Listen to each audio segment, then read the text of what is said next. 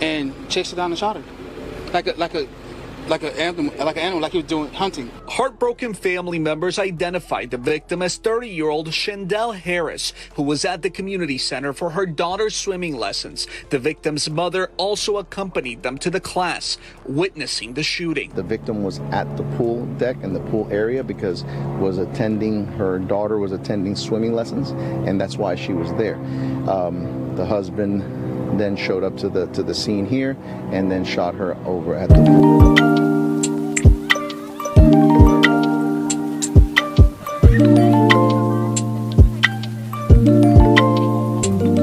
Hello everyone, and welcome back to the channel. Today we have another story, and this story is about a young lady that mastered so many things in her life. Now, SHANDEL HARRIS basically was a loving and devoted mother, daughter, sister, the list goes on. Her family supported her in all of her dreams. Now, SHANDEL HARRIS basically had a 12-year-old daughter that she had basically conceived with her high school sweetheart that would later pass away in a car accident. Now, SHANDEL HARRIS basically had so many ambitious dreams and goals. She was born July 15th, 1991 to a woman named Sharon, and her father was named James Harris. She had two brothers and a sister. Now, SHANDEL family supported her in everything she did. She was interested in politics and also community service. SHANDEL graduated from Miami Northwestern Senior High School in 2009. In high school, she was in a couple of programs, student government, and basically she was on the debate team. She also went to Florida National University, where she mastered in political science, also minored in sociology, where she graduated with honors in 2013. I mean, she was ready to reach her goals and dreams, and nobody or nothing was going to stop her. SHANDEL also volunteered, and basically her volunteer work led her up to joining other memberships like the NAACP and other things involving helping women. Now, SHANDEL was an outgoing, outstanding person. Her family loved her, her friends loved her, and most importantly, her 12-year-old daughter did too. Now, SHANDEL would be introduced to Carl Watts. Carl Watts was a 45-year-old man, and she enjoyed his company and his charm. Now, Carl had been in other situations before. I mean, the list goes on when it came to his criminal record, and I'm not sure if she knew all of it, but he was stating that basically he has changed. He's the changed man. Now, Carl was a truck driver, and he had dated before, and several of his women had either came up missing or basically shot to death. So one woman was shot to death and the other woman was missing. And also he had a long criminal history. I mean, drug charges, assault and battery, like family violence. Like, he had a huge record, a big red flag. Now, Carl basically, after a year, marries SHANDEL. He became instantly controlling, abusive, and always wanting to argue, which caused SHANDEL to be overwhelmed. Like, she was just over it all.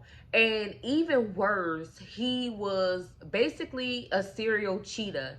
He would cheat all the time, get these girls pregnant, and multiple times he would get the same girl pregnant. So he was just overall a scumbag after he married her and promised her all of these dreams.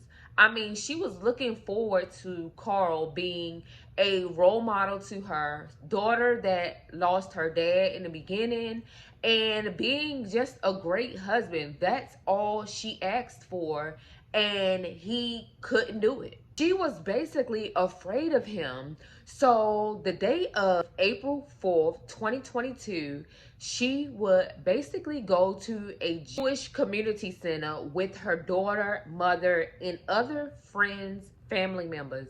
Now, she was there because her daughter took swimming lessons there, and on Sundays, it's open to the public. So she went there. Later, around 4-ish, Carl shows up armed and dangerous. Now, mind you, Shandel was afraid of him. She always threatened to leave him, but every time she did, he would state that he would harm her or himself. Well, on this particular day, everything is just swept from Shandel's feet.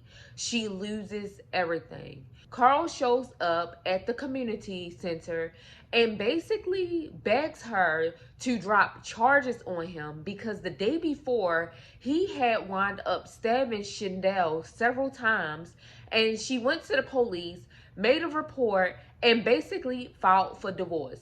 So he was there to beg his wife to not leave him and drop the charges.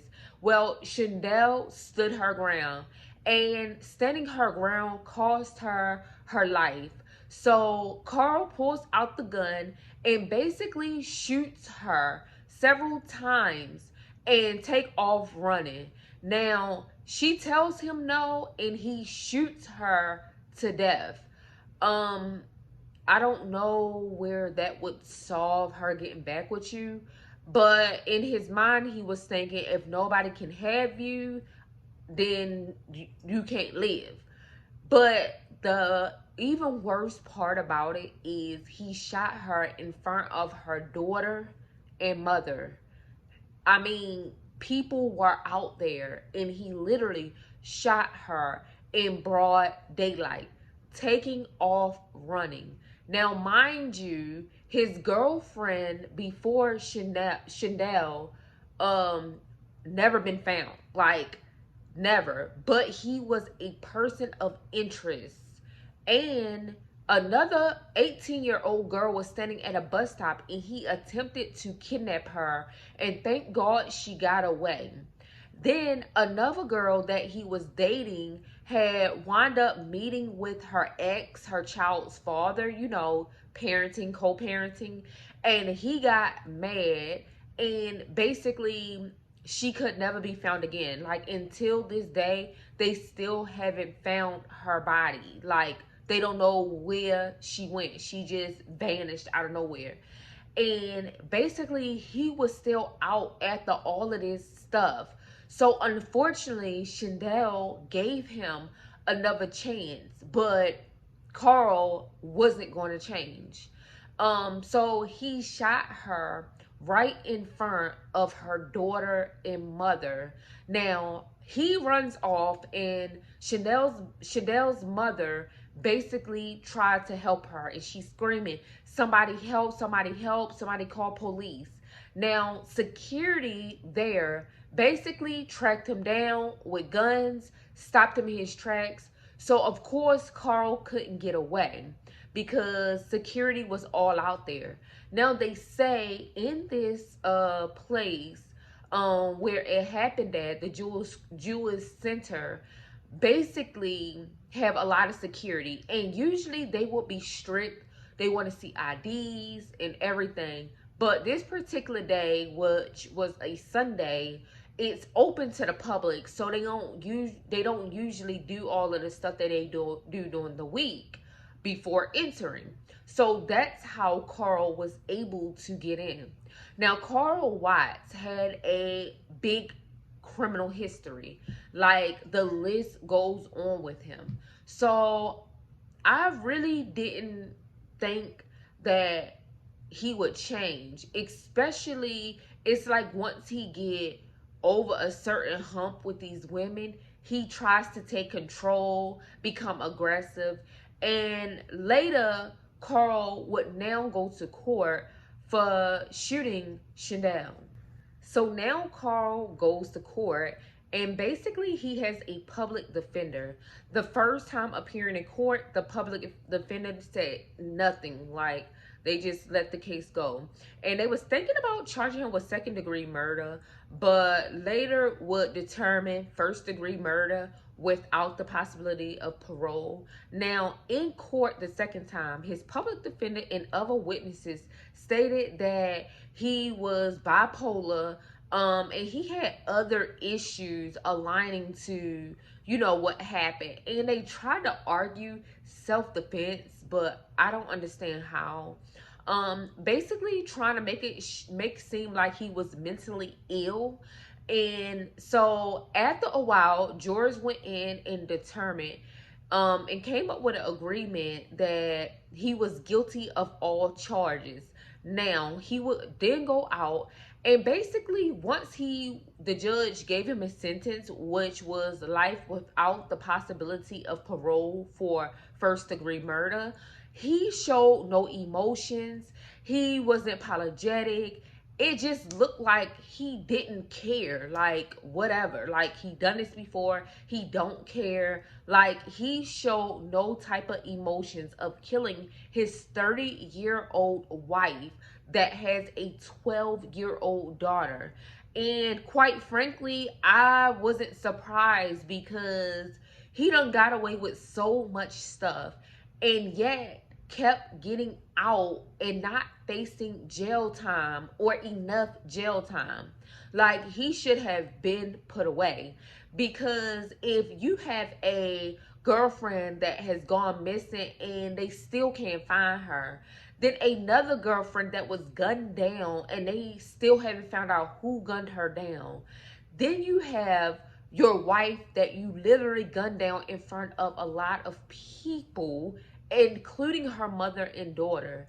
Then you have assault and battery, family violence, drug charges. The list goes on, and you're still in the streets enough to be able to marry a woman after a year, then started being controlling, abusive, having her scared of you, afraid to leave because you might kill her or yourself. Like, when was enough enough? Like, you got away with so much stuff. Like, so you guys, it's easy to say be careful who you affiliate yourself with. Be careful of your surroundings. Beware of the people you're involved with. Like, it's easy to say that because you're not in a position to face things like that. But, you know, it's good to keep saying it, but we can't really judge what she was thinking. And quite frankly, we don't know if she even know how long his rap sheet was. Like, he could have been just telling her simple things, and she was like, yeah, anybody could change from that, or giving him the benefit of the doubt. So we pray for her family. We pray for her daughter. We pray for the people that witnessed this, because I'm pretty sure, especially her daughter, is now traumatized by this. We pray for her siblings, her father, her mother. We just give praise to this family. And this case, like other cases, saw justice, but not enough justice to bring their loved one back. So we just give memory to her, and we just pray that none of us come in contact with these type of demons, these type of people. Like, no, like, we just pray for peace. If you are afraid, find a way to get away, because you're not safe. So you guys, I hope you enjoyed this story time. I hope this story time kind of helped somebody out. And yeah, just take one day at a time and keep faith. And basically, join the family over here. We talk about all things that's true and necessary to talk about. So you guys, don't forget to like and subscribe, because the subscribe button is definitely free. Put a comment, share this video. Come on, come on, come on, come on, come on, come on. Help me reach my goal. Peace.